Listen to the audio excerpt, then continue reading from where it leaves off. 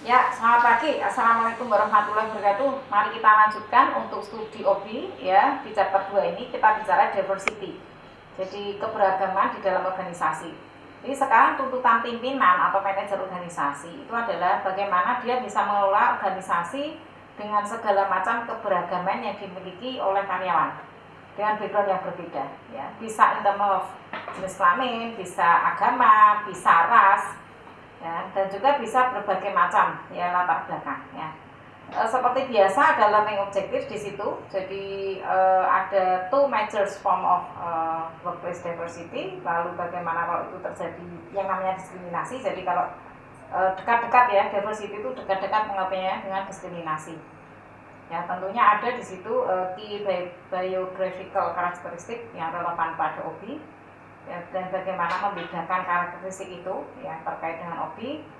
Lalu bagaimana kita menunjukkan ya relevansi yang namanya intellectual dan physical abilities to OBI, dan juga bagaimana kita memanage ya keberagaman dengan secara efektif ya. Nah, ini workplace diversity. Jadi ada diversity management, di situ ada surface level diversity dan deep level diversity ya.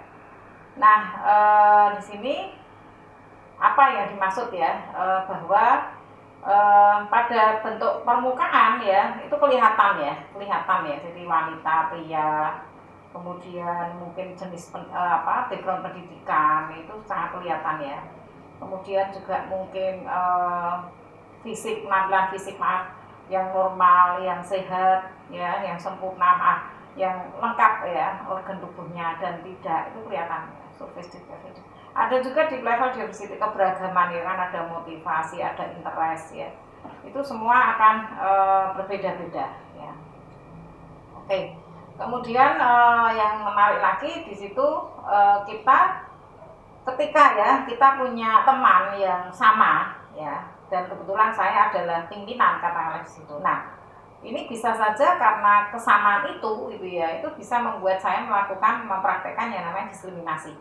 Misalnya wanita, ya itu juga dekat-dekat dengan stereotypes, yaitu mengkategorikan atau mengeneralisasi karakteristik seseorang. Misalnya wanita, itu di stereotypes dia adalah makhluk yang lemah, makhluk yang katakanlah fisiknya kurang, atau mungkin juga emosional, ya, rasio 1:9 emosional. Jadi kalau dia ditempatkan di posisi yang katakanlah menuntut dia mengambil keputusan secara rasional, itu diragukan ya. Mungkin juga waktu itu pernah ya, Indonesia ada calon presiden wanita. Nah, itu ada yang mempertanyakan ya, sebenarnya kembali lagi nanti kita pelajari bahwa lepas dia wanita atau pria, yang ditutup adalah kemampuannya, mampu nggak dia, terutama misalnya berkomunikasi ya, karena yang namanya pimpinan itu kan dia harus bagus public speakingnya, pidatonya, ya, menyampaikan visi impiannya kepada bawahan, kepada karyawannya gitu. Dan bahkan ada batasan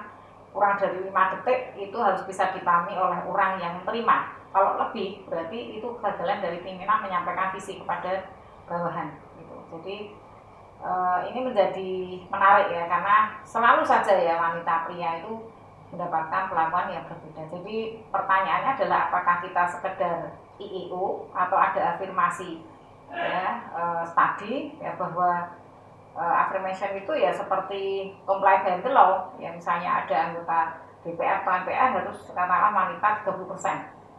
Nah, itu apakah hanya memenuhi 30% atau sebenarnya bahwa 30% ini memang capable ya. Kalau angkanya nggak bisa memenuhi ya sama saja, artinya kita memasukkan seorang wanita katakanlah ya, seperti saya dimasukkan agar memenuhi kuota yang 30%. Itu juga akan nanti membuat organisasi itu tidak efektif ya.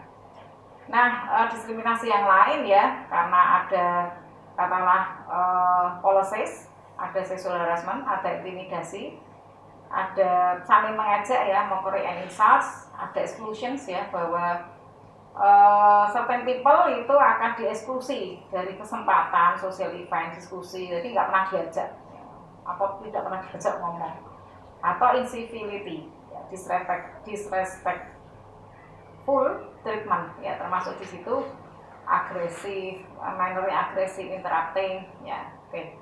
Kemudian, nah kita lihat dari karakteristik biologi, ya, bahwa di situ tentu seseorang itu punya karakteristik personal, ya. Objektif easily obtained from personal records, ya. Jadi ini kadang-kadang juga menjadi basis dari diskriminasi, ya. Kemudian usia, jenis kelamin, ras dan etnis, ya.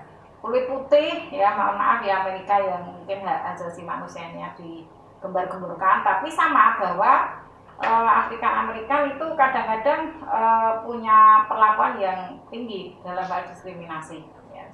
Dan itu mereka akan generally fare worse than whites in employment decisions.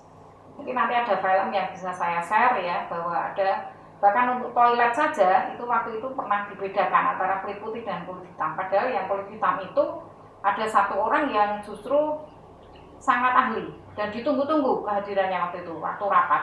Nah, kenapa terlambat? Karena dia harus ke kamar mandi, ke toilet yang jaraknya jauh, karena dibedakan tadi, sehingga dia datang rapat terlambat.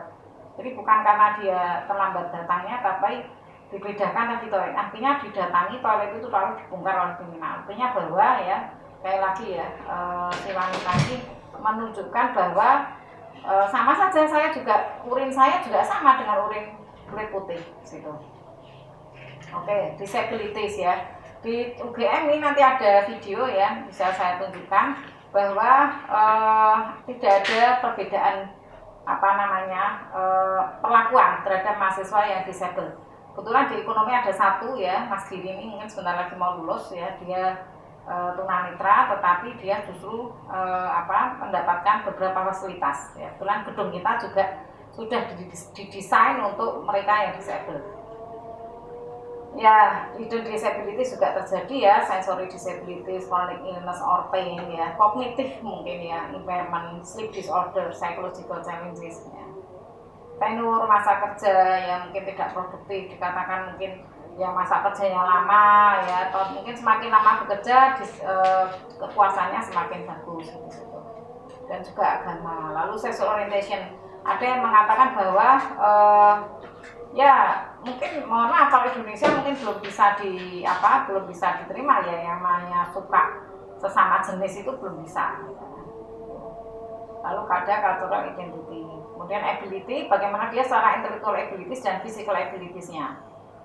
Ya, ini perbedaannya, intellectual needed thinking, reasoning, problem solving, ya.